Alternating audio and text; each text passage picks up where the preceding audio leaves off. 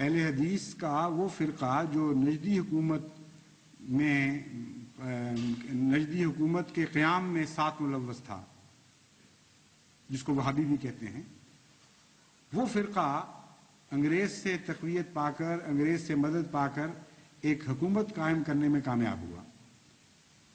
یہ تاریخی حقائق ہیں، لیکن میرے نزدیک اس کے باوجود کسی انسان کو یہ حق نہیں ہے کہ مذہبی نقطۂ نگاہ سے انہیں انگریز کا پودا کہے۔ یہ غیر انسانی حرکت ہے اور غیر شریفانہ حرکت ہے۔ اس لیے ان حقائق کے باوجود میں ان کو انگریز کا پودا نہیں کہتا۔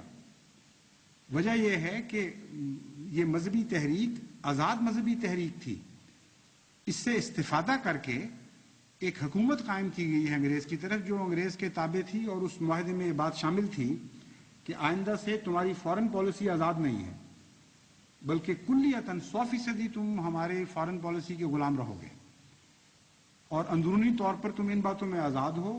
اس کے نتیجے میں ہم تمہیں اتنی رائفلیں دیں گے، کاربائنز کا لفظ لکھا ہوا ہے، اور اتنے ہزار پاؤنڈ دیں گے، اور یہ تمہارے حقوق ہیں اور یہ ہمارے حقوق ہیں۔ تو جلدی کر کے جو حرکتیں ناواجب یہ کرتے ہیں ہمیں نہیں کرنی چاہیے، جواب میں بھی انصاف سے کام لینا چاہیے۔ اس لیے میرے نزدیک فرقے کے لحاظ سے خواہ یہ اپنے منہ سے تسلیم بھی کریں، فرقوں کی بنیاد اس طرح دوسری قومیں نہیں ڈالا کرتی۔ اس کی اپنی ایک آزاد تاریخ ہے۔ مولانا عبد الوہاب صاحب نے شرک کے خلاف جہاد شروع کیا، اور اس کے نتیجے میں زور دیتے دیتے پھر دوسری انتہا تک بھی پہنچ گئے، لیکن تحریک وہابیت کو جب یہ دوسرے لوگ اس وجہ سے انگریز کا خود کاشتہ پودا کہتے ہیں کہ ان کو حمایت رہی ہے ایک تاریخی دور میں، یہ درست نہیں ہے۔ مذہبی نقطۂ نگاہ سے یہ آزاد ہیں، مگر ان سے استفادہ ضرور کیا ہے انگریز نے، اور آج بھی کر رہا ہے، کل بھی کر رہا تھا۔ کانگریس کے دوران ہندو بھی ان سے استفادہ کرتے رہے ہیں، اعلی کار ضرور بنے ہیں اور اب بھی بن رہے ہیں۔ وہی سازش ہے، وہی لوگ ہیں جو اعلی کار بن جایا کرتے ہیں لوگوں کو، لیکن مذہبی عقیدے کی بنیاد انگریز نے نہیں ڈالی، یہ غلط ہے۔ اب دیکھنا یہ ہے کہ اگر یہ باتیں ساری درست ہیں، اور حضرت مسیح موعود علیہ الصلوۃ والسلام نے واقعتاً اپنے آپ کو، اپنے خاندان کو انگریز کا خود کاشتہ پودا کہا تھا، تو احمدیت کو نہیں کہا تھا، اس کا کیا ثبوت ہے؟ بعض لوگ کہتے ہیں کہ خود کاشتہ پودا کا حوالہ موجود ہے، تم کہتے ہو خاندان کی بات ہو رہی تھی، ہم یہ سمجھتے ہیں کہ خاندان اور جماعت احمدیہ اور خود سارے شامل تھے۔ اس لیے کوئی قطعی ثبوت ہونا چاہیے کہ جماعت احمدیہ کس کے ہاتھ کا لگایا ہوا پودا ہے۔ حضرت مسیح موعود علیہ الصلوۃ والسلام کیا اعتراف کرتے ہیں، وہ میں تحریر آپ کو پڑھ کے سناتا ہوں۔ فرماتے ہیں، دنیا مجھ کو نہیں پہچانتی مگر وہ مجھ کو جانتا ہے جس نے مجھے بھیجا ہے۔ یہ ان لوگوں کی غلطی اور سراسر بدقسمتی ہے کہ میری تباہی چاہتے ہیں۔ میں وہ درخت ہوں جس کو مالک حقیقی نے اپنے ہاتھ سے لگایا ہے۔ میں وہ درخت ہوں جس کو مالک حقیقی نے اپنے ہاتھ سے لگایا ہے۔ اے لوگو، تم یقیناً سمجھ لو کہ میرے ساتھ وہ ہاتھ ہے جو اخیر وقت تک میرے ساتھ وفا کرے گا۔ میرے ساتھ وہ ہاتھ ہے جو اخیر وقت تک میرے ساتھ وفا کرے گا۔ اور اگر تمہارے مرد اور تمہاری عورتیں اور تمہارے جوان اور تمہارے بوڑھے اور تمہارے چھوٹے اور تمہارے بڑے سب مل کر میرے ہلاک کرنے کے لیے دعائیں کریں، یہاں تک کہ سجدہ کرتے کرتے تمہاری ناک گھس جائیں اور ہاتھ شل ہو جائیں، تب بھی خدا ہرگز تمہاری دعا نہیں سنے گا اور نہیں رکے گا جب تک کہ وہ اپنے کام کو پورا نہ کر لے۔ بس اپنی جانوں پر ظلم مت کرو، کاذبوں کے منہ اور ہوتے ہیں اور صادقوں کے منہ اور، کاذبوں کے منہ اور ہوتے ہیں اور صادقوں کے اور۔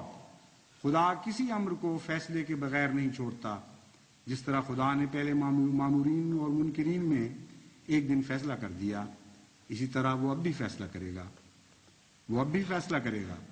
خدا کے مامورین کے آنے کے بھی ایک موسم ہوتے ہیں اور پھر جانے کے بھی ایک موسم۔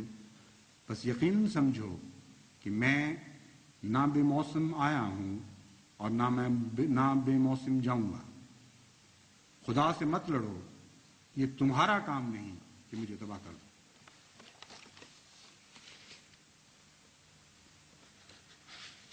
کیونکہ وقت زیادہ ہو رہا ہے، اس لیے اس کا جو دوسرا حصہ ہے اسی مضمون کا وہ انشاءاللہ اگلے خطبے میں بیان کروں گا.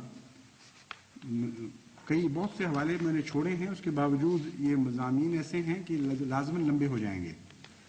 اس لیے ضروری نہیں کہ ہر مضمون جس کو میں ہاتھ میں پکڑوں وہ ایک ہی خطبے میں ختم بھی ہو جائے، اور بعض خطبوں میں یہ بھی ہو سکتا ہے کہ 2-3 نکات اکٹھے بیان ہو جائیں جو چھوٹے ہیں. بہرحال میرا اندازہ ہے کہ انشاءاللہ 1-2 مہینے کے اندر یہ سلسلہ مکمل ہو جائے گا. تو جہاں تک خود کاشتہ پودے کا الزام ہے اور انگریز کی تعریف کا تعلق ہے، یہ بات تو اب کھل کے جماعت کو معلوم ہو جانی چاہیے کہ حضرت مسیح موعود علیہ الصلوۃ والسلام نے کبھی اشارتاً بھی جماعت احمدیہ کے متعلق خود کاشتہ پودا کے لفظ استعمال نہیں فرمائے. انگریز کا جس خاندان کا ذکر کیا وہ خاندان سنی اور اہل حدیث خاندان تھا، یعنی ملے جلے لوگ تھے، اور اس کے متعلق بھی مذہبی طور پر نہیں بلکہ خاندانی لحاظ سے اسے خود کاشتہ پودا کہا. اس کے متعلق بھی 100% قطعیت کے ساتھ ثابت ہے کہ انگریز سے ایک ذرہ بھی مالی منفعت ان کو نہیں پہنچی، بلکہ انگریز حکومت ان کی جائیدادوں کو غصب کرنے والی ثابت ہوئی.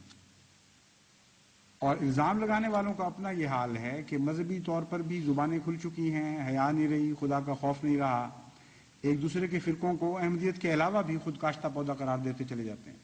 ایسا محاورہ ان کو پسند آیا ہے کہ چھوڑتے ہی نہیں، اور تسلیم کرتے ہیں بعض جگہ خود اپنے متعلق، اور بتاتے ہیں لوگوں کو کہ ہاں ہماری بنیاد اس نے رکھی تھی. اور ایسے تاریخی حقائق ہیں جن کو آپ بدل نہیں سکتے.